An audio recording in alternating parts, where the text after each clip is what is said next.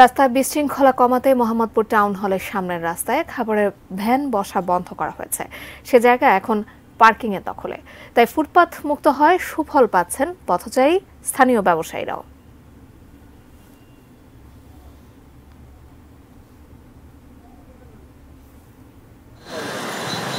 রাজধানীর ব্যস্ততম সড়কের একটি মোহাম্মদপুরের এ রাস্তা।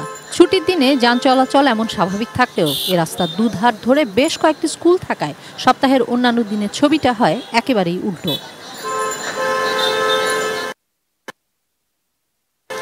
দিন তিনেক আগেই সরিয়ে দেওয়া হয়েছে ফুটপাতের ওপরে থাকা বেশ কিছু দোকান। ফুটপাতে সুফলভোগী পথচারীরাই বলছেন, সুফল কতটা স্থায়ী তা হয়তো সময়ই বলবে। আগেরকার পরিবেশ আর এখনকার পরিবেশ রাত দিন তফাৎ। এখন মানুষ সুন্দরভাবে হাঁটা চলাফেরা করতে পারে, পরিবেশ খুবই ভালো। আগে তো বিশৃঙ্খলা পরিবেশ ছিল, মানুষ চলাফেরা করতে পারতো না। এদের একটা ব্যবস্থা করে যদি করতো অবশ্যই এটা ভালো কাজ। আমাদের আজকে এই যে হাঁটতে চলতে কত উন্মুক্ত ভালো লাগতেছে।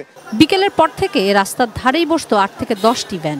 এখন আর তা বসতে দেয়া না হলেও সেই জায়গা পুরোপুরি গাড়ি চলাচলের জন্য মুক্ত করা যায়নি। তবে অস্থায়ী এসব দোকান বন্ধের সুফল পাচ্ছেন স্থায়ী ব্যবসায়ীরা।